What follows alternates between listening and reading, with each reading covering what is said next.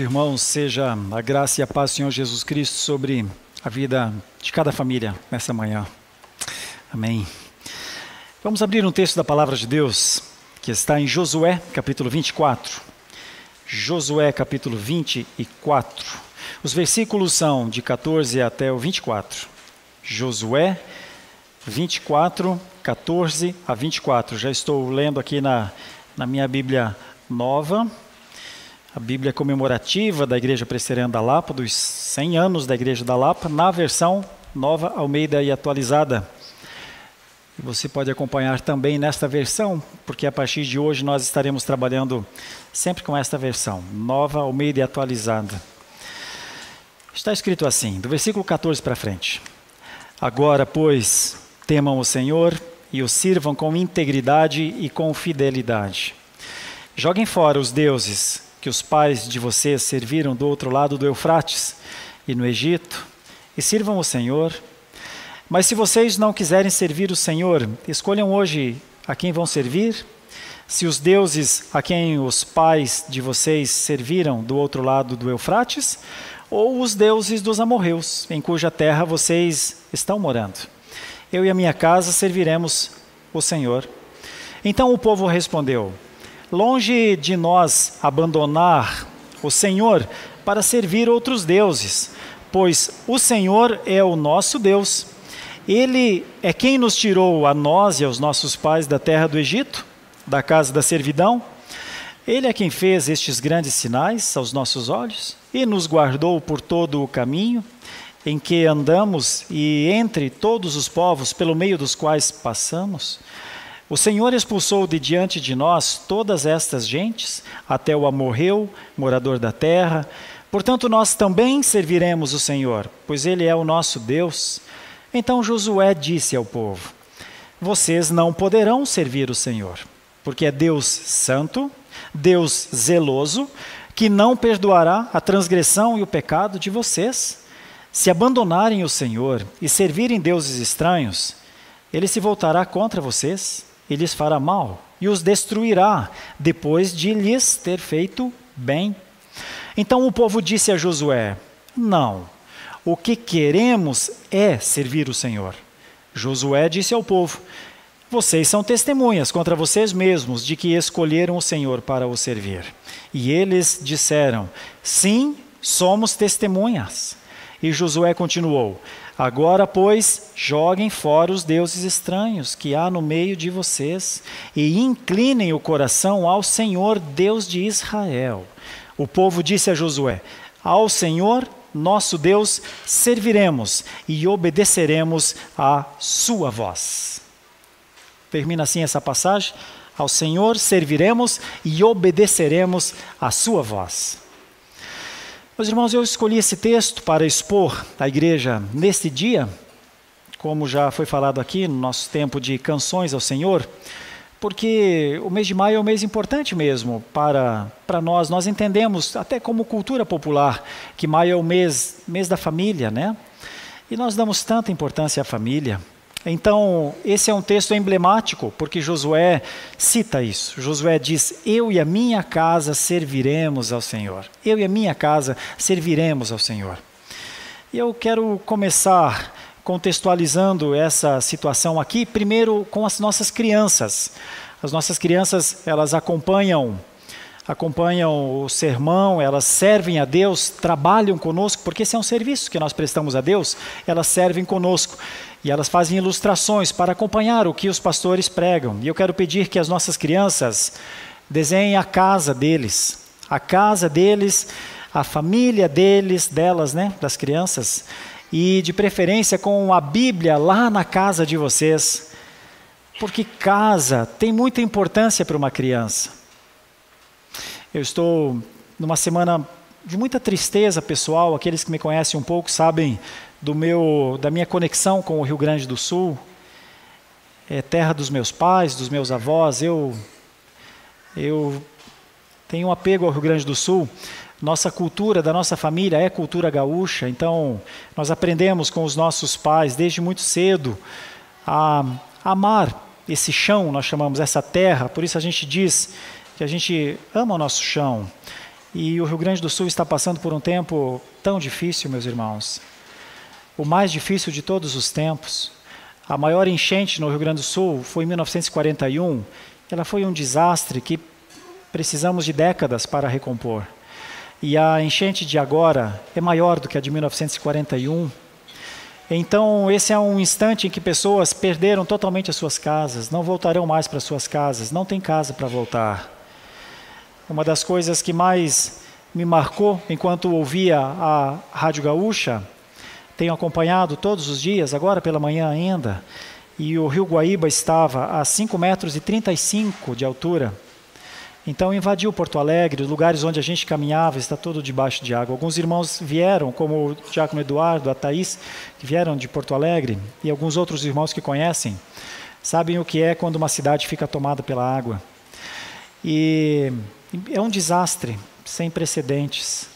E não é só na cidade de Porto Alegre, é em todo o estado do Rio Grande do Sul. Só para contexto geográfico, Porto Alegre fica em nível do mar, então os rios correm de dentro do estado, das montanhas, da Serra Gaúcha, desce o rio dos Sinos, o rio Caí, o rio Jacuí, e todos eles descem para o delta do Jacuí, que fica de frente para Porto Alegre. Então, quando toda essa chuva desce, sobe a água lá no Guaíba. E quando eu vejo que crianças perderam suas casas, e estão perdendo, e outras ainda vão perder, é uma dor sem tamanho. Um dos relatos mais tristes de um bombeiro que estava servindo, tirando gente nos botes em tantos lugares, e de repente ele recebe a notícia que os seus pais estão mortos. Foram encontrados mortos. Ele se ajoelha, chora, ninguém consegue nem chegar perto dele. E então ele se levanta e ele diz: estão com o Senhor, conheceram a Cristo. Nosso país é um país em trevas, meus irmãos, um país numa idolatria muito grande, e o Rio Grande do Sul não é diferente. E nós, como povo, como nação, ainda temos uma dívida maior, como Igreja Presbiteriana do Brasil, porque nós já plantamos uma igreja lá em 1870. Mas por um desentendimento entre os nossos líderes da época, o missionário que estava lá, Alexander Blackford, que estava aqui, Simonton, que estava no Rio de Janeiro, a obra foi interrompida em pouco mais de 1870. Então, de 1870 a 1952, não teve um pregador presbiteriano no Rio Grande do Sul. Seja esta denominação, a minha denominação, da qual eu sou pastor, ministro da palavra nessa denominação, por 80 anos, não plantou igrejas lá. Porque disse que havia mesmo feito um compromisso de deixar o Rio Grande do Sul para que outras denominações evangelizassem. Elas não evangelizaram. Os luteranos não evangelizaram, os anglicanos não evangelizaram, os metodistas não evangelizaram. Nós temos algumas igrejas espalhadas em alguns lugares lá, mas igrejas genéticas, igrejas de herança familiar, como os luteranos, os anglicanos e os metodistas com muitas dificuldades. Em resumo, em 1950 foi que um presbiteriano desceu ao Rio Grande do Sul, mais especificamente 52, e plantou uma igreja no bairro da Azenha, em Porto Alegre, a Igreja Presbiteriana da Azenha. E depois algumas outras igrejas, mas quando eu fui para trabalhar numa plantação de uma igreja em 2010, só havia 3 igrejas em Porto Alegre. Nós fomos para trabalhar com a 4ª igreja. Ou seja, o estado do Rio Grande do Sul também é um estado que carece de luz, um estado idólatra também. Um estado que se ajoelha diante de imagens e pensa que elas podem fazer alguma coisa. Nada pode fazer, nada do que não existe pode fazer alguma coisa. Então, nesse momento de muita dor para todos nós, eu tenho amigos que estão lá, nossas igrejas presbiterianas, hoje no Rio Grande do Sul, mais de 30, graças a Deus. Mas são 497 municípios no Rio Grande do Sul. Nós estamos em 37 lugares. Com pequenas igrejas, muito pequenas mesmo, mas onde tem uma igreja presbiteriana no Rio Grande hoje, ela está aberta para acolher pessoas que chegam, que precisam. As igrejas estão concentrando esforços e arrecadando recursos, por isso nós estamos trabalhando com muita ênfase nisso, para que nós possamos de alguma forma ser luz a um povo que está em trevas. Meus irmãos, esse é o motivo de evangelizarmos o Brasil, porque esse é um país na escuridão. Esse é um país imerso, como que debaixo de água. Mais forte do que a enchente histórica do Rio Grande do Sul, são as águas cobrindo o entendimento deste país. em que pessoas carregam seus ídolos nos bolsos, nos penduricalhos, falam com eles como se eles fossem gente. Que estado é esse? Que estado de cegueira é este? É nesse contexto que um dia um homem chamado Lutero, num local chamado Worms, na Alemanha, debaixo de intensa acusação, deu uma resposta. Eu não posso voltar 1 milímetro atrás na minha fé, a não ser que eu seja convencido pela própria Escritura. Se vocês tiverem condição de me explicar pelas Escrituras que eu devo continuar idólatra, que eu devo continuar me ajoelhando diante de imagens, que eu devo continuar achando que indulgências são os caminhos para perdoar pecados, se vocês me convencerem pelas Escrituras que existe purgatório, se vocês me convencerem pelas Escrituras que nós temos outros mediadores que não Jesus Cristo, se vocês conseguirem me convencer pelas Escrituras, eu volto atrás. Mas se não conseguirem me convencer, eu sigo em frente. Que Deus me ajude. Essas são as palavras deste reformador. Alguns outros homens tiveram de dizer coisas assim em outros tempos. E talvez nós tenhamos de dizer coisas assim nestes tempos. Eu e a minha casa serviremos ao Senhor. Mas essa implicação, ou essa frase, tem implicações muito grandes.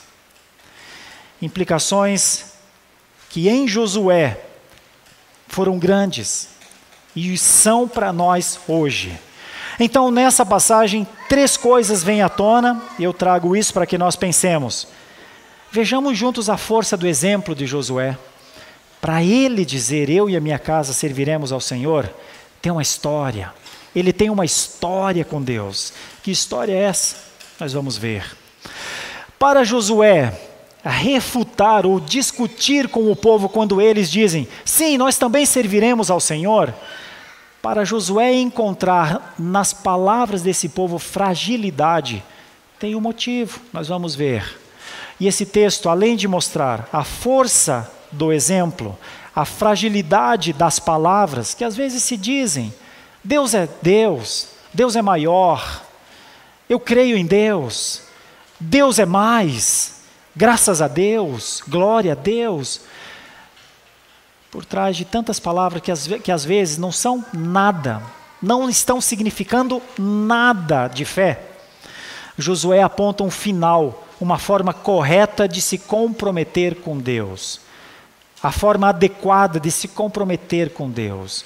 E ainda usando o exemplo do Rio Grande do Sul, nós falávamos entre nós, nossos pastores estão lá lutando de todas as formas, e nós dizemos entre nós, às vezes, em meio às grandes tragédias, as tragédias mais tristes que a gente possa imaginar, ali está um megafone de Deus dizendo, arrependam-se dos seus pecados, abandonem os seus ídolos, confessem Jesus Cristo como Salvador, porque a vida é isso aí, as casas são isso aí, os ventos e as chuvas derrubam, mas a fé viva num coração ninguém rouba.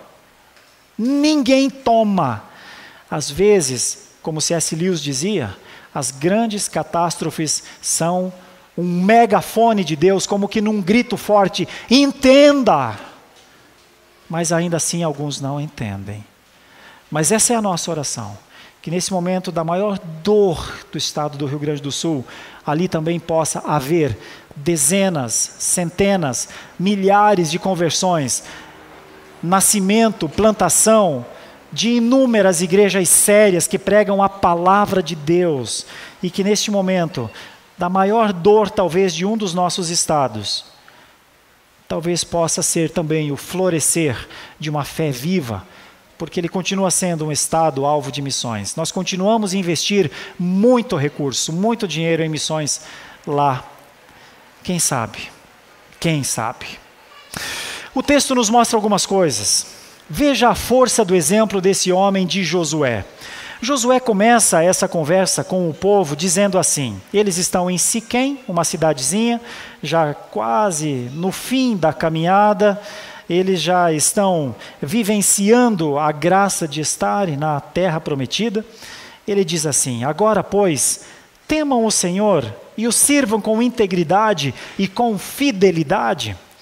Nessa frase de Josué, tem uma tem um todo de uma história. É como se Josué dissesse assim: eu e os pais de vocês, porque Josué está falando para uma geração nova, eu e os pais de vocês sabemos quem é Deus. Nós estivemos com Moisés. Quando nós fomos tirados do Egito, nós vimos o mar parar.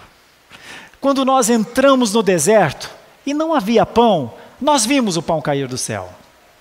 E quando nós estávamos naquela areia escaldante, com sede, nós vimos uma rocha dar água. É um testemunho forte. Mas o que nós fazemos em gratidão a este Deus? O que Deus espera de nós? O que Deus espera em termos de atitudes de nós?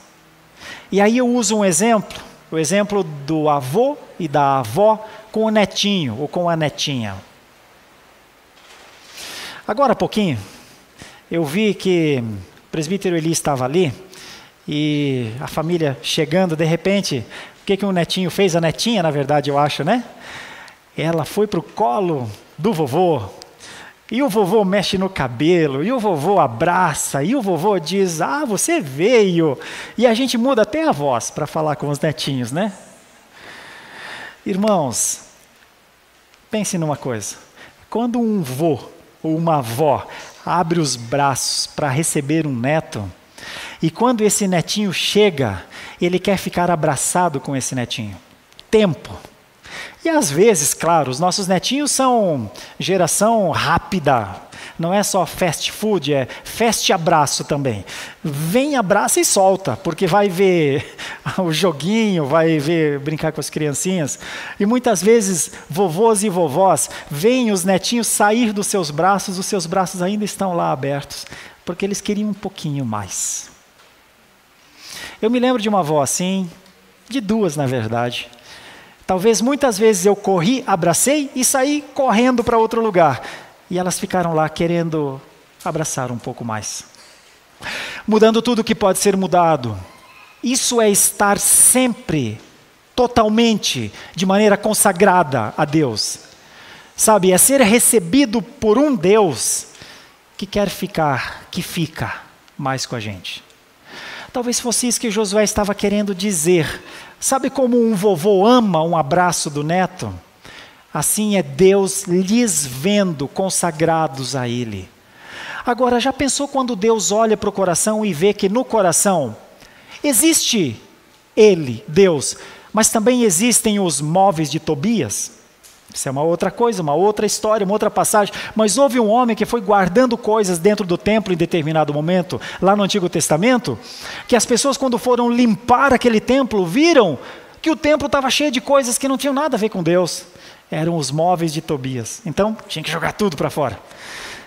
Tu já pensou, Deus olhar para o nosso coração hoje, agora, nessa manhã, e veja só, a ordem de Josué a eles lá é: temam o Senhor, o sirvam com integridade e com fidelidade. E o Senhor olhar para os nossos corações e encontrar uma porção de entulhos nos nossos corações. Já pensou? Está dentro aqui do meu coração o sonho do apartamento novo. Está dentro aqui do meu coração o sonho de trocar o carro no final de ano. Está aqui no meu coração o sonho de ter uma gravata igual a do pastor Sérgio, azul, clarinha, linda. E então um dia eu vou ter assim, ou o prendedor de gravatas do reverendo Alberto, olha, ele sempre usa um prendedor de gravatas, para que o vento não leve nem muito para lá, nem muito para cá. Então de repente o nosso coração está cheio de coisas que a gente quer,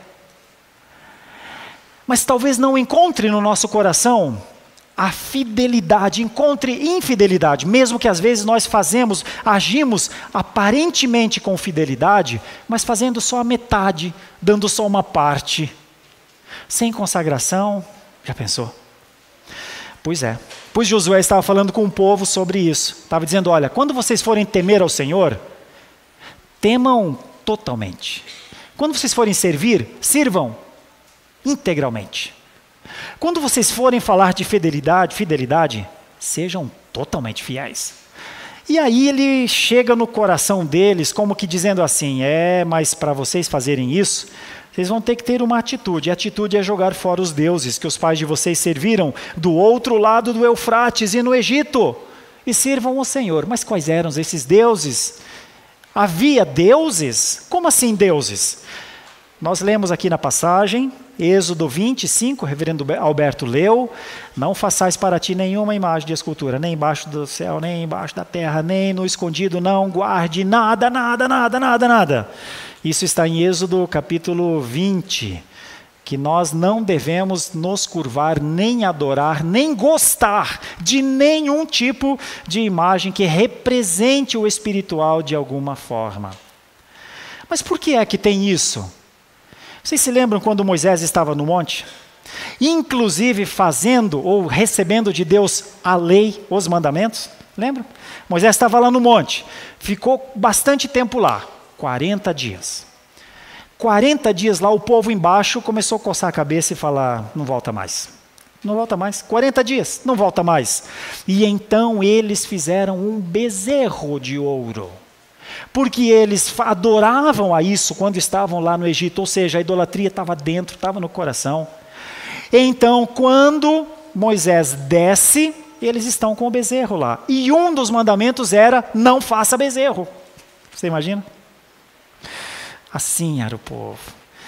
Então, quando nós lemos isso e quando nós vemos o contexto, nós chegamos à conclusão do que Calvino disse. O coração do homem é uma fábrica. Do quê? De ídolos. Tu vê que coisa? Que facilidade a gente tem por fazer ídolos, né? Os ídolos estavam todos lá. Estavam guardadinhos, estavam no roupeiro, estavam na penteadeira. Claro, estou fazendo a conexão com hoje. Estavam guardados dentro de às vezes até dentro de um livro histórico. Mas Josué diz, joguem fora, tá? Joguem os deuses. Mas se vocês não querem servir o Senhor, então escolham alguém porque vocês vão servir. Ou vocês vão servir a Astarote, ou vocês vão servir aos Baalins, ou vocês vão servir a Baal, ou vocês vão servir aos deuses e deusas da fertilidade, da proteção, ou vocês vão servir aos astros. Alguém vocês vão servir. Ou vocês acham que não? O homem não consegue viver sem servir alguém. O homem não foi criado autônomo. Nós não fomos criados com autonomia para não servir ninguém. Nós serviremos a alguém. Ou serviremos a Deus, ou serviremos aos ídolos. Quando Jesus falando com o povo, falando sobre adoração e serviço, ele disse assim, ou vocês servem a Deus, ou vocês servem a Mamon. Que é sintetizado o dinheiro e demonstrado também como um ídolo muito grande. Será que o dinheiro é um ídolo muito grande, meus irmãos? Eu vou contar uma coisa para vocês, não vou fazer, mas vou contar, porque é um fato, isso aconteceu. Enquanto nós estávamos ali, eu separei uma nota de 50 reais. Hoje ela já não vale mais muito, uma nota de 50 reais, o que é uma nota de 50 reais, né? Já tem de 200. Um dia, quando eu era bem mais jovem, ainda não tinha esses cabelos brancos e nem essas rugas, e o cabelo caindo, saltando na verdade, eu usei uma nota de 50 como uma ilustração chocante. Me arrependo hoje, mas usei na época. Em um grupo familiar, eu rasguei a nota de 50 reais. Rasguei. Rasguei. Você agora pensou que eu tivesse rasgado também. Já acelerou o coração.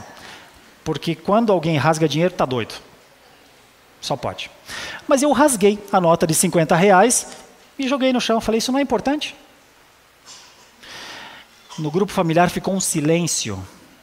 Mas ficou um silêncio tão grande. E eu acho que 1000 pensamentos na cabeça. O que acontece com o pastor? O que está acontecendo? O que ele quer dizer?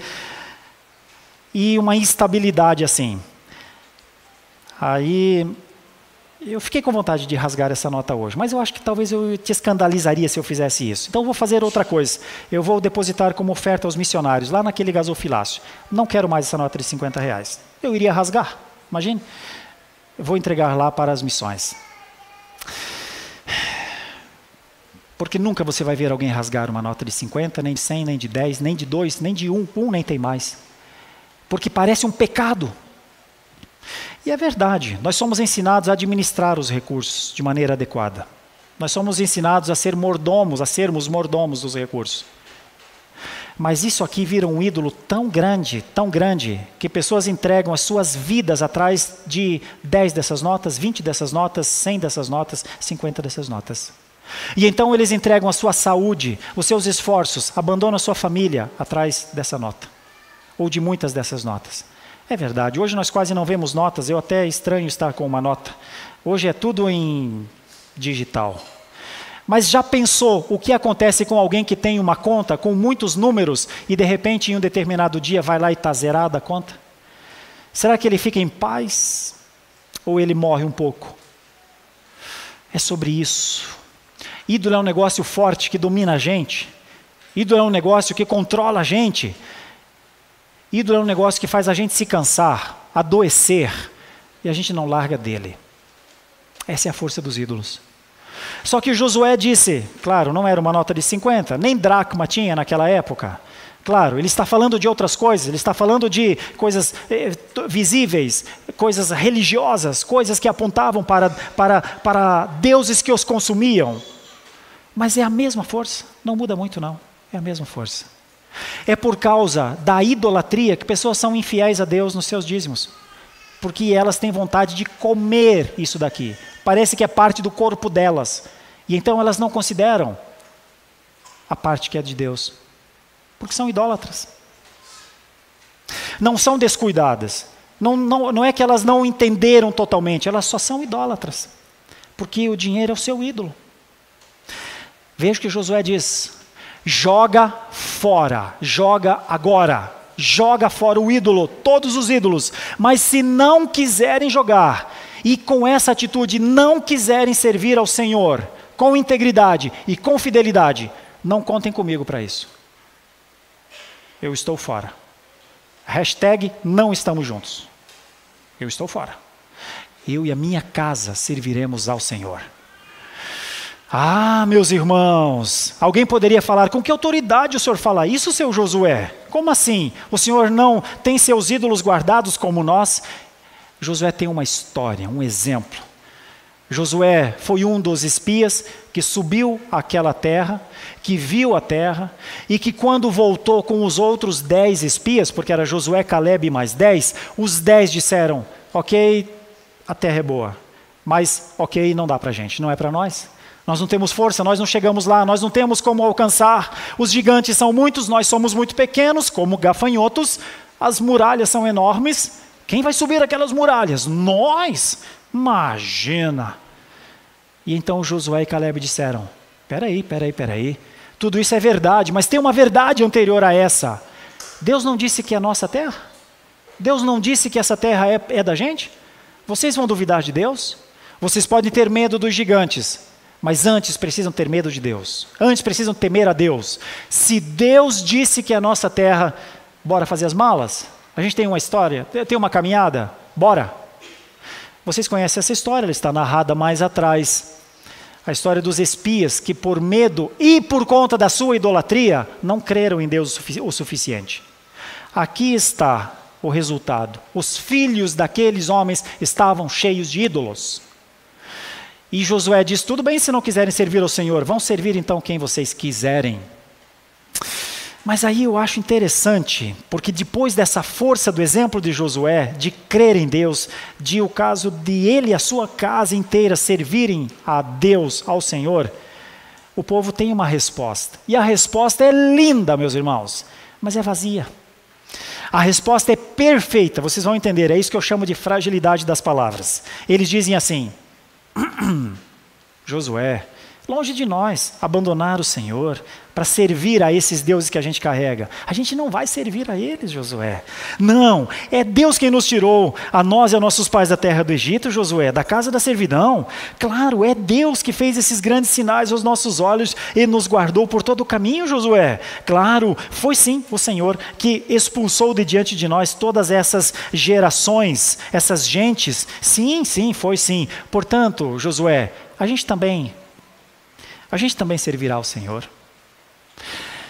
E então, tem um detalhe detalhe escondido aqui nessa fala: a gente também servirá ao Senhor. É como se eles dissessem: vamos manter Astarote, Baalins e todos os deuses que a gente fez com tanto carinho, são tão bonitinhos. Papai que deixou, como é que eu vou ofender papai? Ele me deu essa imagem, como é que eu vou jogar fora? Está comigo, vou guardar, mas vai ficar só comigo. É a minha lembrança afetiva de papai e de mamãe. E então, com todos esses deuses, nós adoraremos a Deus. Josué, fica tranquilo, fala isso para Deus. Assim como Moisés falava com Deus, o Senhor também pode falar. Tranquiliza Deus, nós vamos também servir ao Senhor. A gente ama a Deus. A gente também ama a Deus. O que você acha que Josué respondeu a isso? Josué expressou a fragilidade das palavras e dos compromissos deles na seguinte forma, versículo 19: vocês não poderão servir a Deus assim. Talvez nós, nos nossos dias, pensemos como o povo pensava: deixa eu guardar aqui minha imagenzinha, deixa eu guardar aqui esse apego que eu tenho, e eu vou servir, e Deus, que é amor, vai entender que isso aqui é uma coisa só cultural até. Deus vai entender. E Josué diz: Deus não vai entender, porque Deus é Deus zeloso, como nós lemos em Êxodo 25, porque Deus é exclusivo. Vou usar uma palavra que você não está acostumado. Deus é intolerante, porque Deus não tolera a idolatria. Deus não tolerou o ajuntamento associado à iniquidade do povo quando ele chegava no templo para adorar. Nunca tolerou. Deus odeia, pode-se entender isso, claro que eu estou antropomorfizando, mas Deus tem uma repulsa a qualquer ídolo, qualquer. E este povo achava que não. Esse povo achava que Deus tolerava e que Deus não tinha repulsa aos ídolos. E então eles poderiam se apresentar, sim, com os seus ídolos. Mas Josué diz no versículo 19, você pode ver aí na sua Bíblia: vocês não poderão servir ao Senhor, sabia? E essa é a palavra que hoje nós temos de dizer, e isso pesa muito no meu coração, mas não tem jeito. Eu venho de uma família idólatra. Eu mesmo fui um idólatra. Eu mesmo andava com crucifixos. Eu mesmo era devoto de santos. Eu mesmo. Até o dia em que o Espírito Santo abriu o meu entendimento e não ficou mais nada disso no meu coração, mais nada. E aqueles que me conhecem há mais tempo sabem que o que eu tinha eu quebrei. Não dei para ninguém, quebrei. Brincando com vocês, quebrei até algumas coisas a mais. Quebrei meus discos de vinil, que estão tão caros hoje, se eu quiser comprar.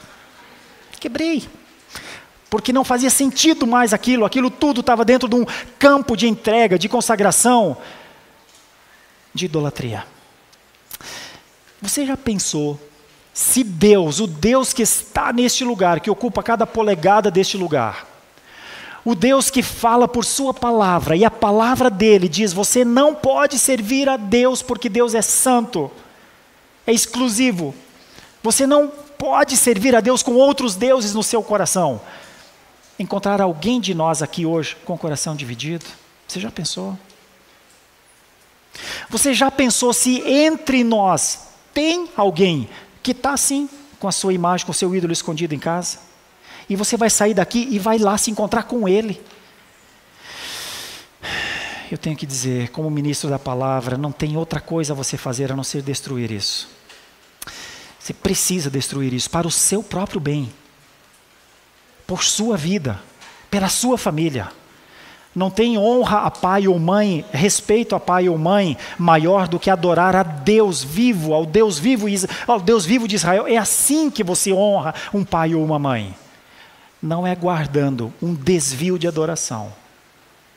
Eu não conheço a sua vida. Eu não sei o que você tem dentro do seu guarda-roupa. Eu não sei o que você tem dentro da cômoda do seu quarto.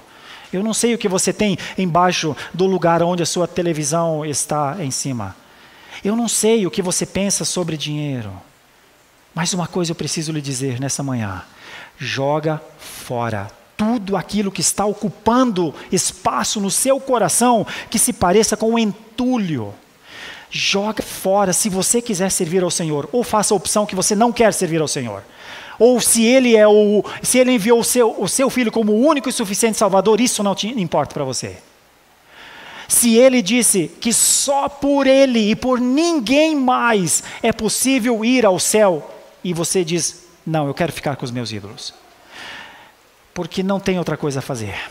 Ou você serve a Deus, ou serve aos ídolos. Não dá para servir aos dois ao mesmo tempo. É isso que Josué disse. Mas veja como é a vida e como são as coisas. Eu não vou afirmar, não posso, mas eu posso inferir. É possível que haja alguém de nós que tenha ídolo em casa. Às vezes por configurações familiares, às vezes por apegos, é possível. Então eu gostaria muito que você considerasse isso e pensasse e orasse a Deus se você está no caminho certo. Se isso lhe faz bem. E se isso representa que você crê em Deus. E se porventura o Espírito Santo mostrar que você precisa se desfazer, não tenha dó nenhuma. Se desfaça imediatamente, hoje, neste dia, 5 de maio de 2024, que nós estamos começando aqui chamando de o Dia da Família, o Mês da Família, para que você possa dizer, eu e a minha casa vamos servir ao Senhor. Pensa nisso, leva a sério isso, por favor. Veja mais. Quando Josué fala, vocês não podem servir a Deus assim, porque Deus é Deus zeloso, Deus santo, não vai perdoar a transgressão nem os pecados de vocês, porque esses ídolos vão levar vocês a abandonarem o Senhor. Lembrem que Salomão abandonou o Senhor no final da vida dele por causa dos ídolos. Os ídolos vão corromper o coração de vocês. Afastem-se da corrupção agora, quebrem tudo já agora. Quando Josué diz isso, o povo fala, não, o que queremos é servir ao Senhor. Então Josué retruca ainda, como quem diz assim, olha, vocês estão dizendo isso então vocês são testemunhas contra vocês mesmos, de que vocês escolheram o Senhor para servir. E eles disseram, sim, somos testemunhas. E então mais uma vez Deus diz, Josué diz, claro, na forma como está cuidando do povo, agora pois joguem fora os deuses estranhos que há no meio de vocês e inclinem o coração ao Senhor. O grande problema era que o coração não estava inclinado ao Senhor. Enquanto alguém carrega um ídolo, seu coração não é totalmente do Senhor. É isso. Mas a resposta é boa deles. A resposta é tão boa que eles dizem para Josué, ao Senhor, nosso Deus, serviremos e obedeceremos a sua voz. Então notem a importância da obediência. Nós lemos aqui em Êxodo 20, o reverendo Alberto leu, não faça imagem, não adore imagem, não venere imagem, nada, absolutamente nada. Mas se alguém hoje está fazendo isso, está em desobediência. Porque Deus disse não faça, não é para fazer. Nada, não tem conversa, não tem diálogo, é nada, é zero. Eu quero zero idolatria, Deus diz. E se tem alguém hoje fazendo, está desobedecendo. O que é que o povo disse? Nós estamos desobedecendo. Então eles quebram tudo aquilo. Então eles queimam tudo aquilo. Então eles se desfazem de tudo aquilo. E então eles se comprometem unicamente com o Deus vivo de Israel. Essa é a forma correta de assumir um compromisso. Você não assume um compromisso sem ônus próprio. Essa é a parte do nosso compromisso. Aquele apego, aquela afetividade ao ídolo rompida, ou seja, sem aquilo. É assim que alguém se consagra a Deus. Quantos podem fazer isso? A todos aqueles a quem o Espírito capacitar. E ele capacitou este povo. E eu vou concluir mostrando um fato muito importante, que está no versículo 31. Se você estiver com a sua Bíblia aí, a sua nova Almeida atualizada, como eu, veja o que diz o versículo 31, de Josué 24. Israel serviu o Senhor todos os dias de Josué, e todos os dias dos anciãos que ainda sobreviveram por muito tempo depois de Josué, e que sabiam de todas as obras que o Senhor tinha feito por Israel. Esse foi o resultado do compromisso que eles fizeram.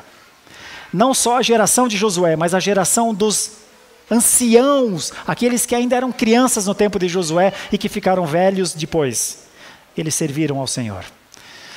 Irmãos, quero finalizar dizendo, a força do exemplo de Josué é muito forte. Ele podia dizer ao povo, abandonem os ídolos, porque eu não tenho nenhum, vocês não vão encontrar nenhum ídolo na minha casa.